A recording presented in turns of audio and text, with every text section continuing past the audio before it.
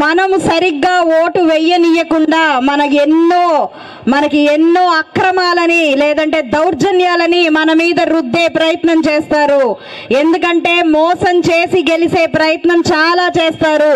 నిజాయితీగా గెలిచే అవకాశం వాళ్ళకి లేదు కాబట్టి రేపు మనని సరైన ఓటు వేయనీయకుండా చేస్తారు. కాబట్టి ఇదే పోరాట పట్టిమని ఇంతే శక్తిని ఏం చేసినా కూడా పోలింగ్ స్టేషన్స్ నుంచి కదలకుండా యువత మీ అందరికీ చెప్తున్నాను. నేను పోలింగ్ స్టేషన్ దగ్గర ఒక్కళ్ళు కూడా కదలకూడదు. మీ ఓటు మీరు వేసి అక్కడే నిలబడాలి. పోలింగ్ సక్రమంగా జరిగేలాగా ప్రతి ఒక్కరు చూసుకునే బాధ్యత మీదే. కాబట్టి మే 13ను గుర్తుపెట్టుకోండి. 2 ఓట్లు వేయాలి, ఒకటి ఎంపీ గారికి ఒకటి ఎమ్మెల్యేకి వేసి అఖండ ఘన విజయాన్ని అందిస్తే ఈ విజయం మనందరిది అవుతుంది. గుర్తుపెట్టుకోవాలి, ప్రతి ఒక్కరి విజయం అవుతుంది ఇది. కాబట్టి చూడండి, ఒక కుటుంబం నుంచుంటే ఎలా ఉంటుంది, ఒక కుటుంబం మన వెనకాల మంచికి వెనక నుంచుంటే దాని బలం వేరుగా ఉంటుంది.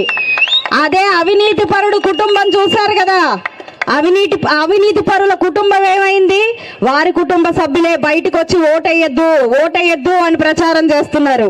అదే నీతి పరులు మంచి వ్యక్తులు నుంచుంటే ఎలా ఉంటుంది, ఊరు మొత్తం కుటుంబం అవుతుంది,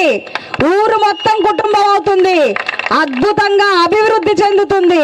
కాబట్టి ఇవన్నీ మనసులో పెట్టుకోవాలి. మీరు కళ్ళబొల్లి మాటలకి, ప్రలోభాలకి, భయాందోళనకి గురి కాకండి. ఎన్నో రకాలైన మాటలు చెప్తూ ఉన్నారు, భయాందోళనకి గురి చేస్తూ ఉన్నారు. వాటిని అసలు మీరు నమ్మకండి. ఈరోజు మీ బిడ్డను వచ్చాను, నన్ను ఒక్కడనే చేసేశారు, అందరూ కలిసిపోయారు అని మళ్ళీ ఒక ఏడుపు మొదలు పెట్టారు, ముసలి కన్నీరు కార్చడం మొదలు పెట్టారు. నమ్మకండి, వారు ఒక్కరే లేరు. అరాచకత్వం, అధర్మం, అవినీతి, అబద్ధం అనే 10 తలకాయల రావణాసురుడిలాగా వెలిగారు. కాబట్టే ఈరోజు మనందరం కలవాల్సి వచ్చింది. అది గుర్తుపెట్టుకోవాలి మీరు.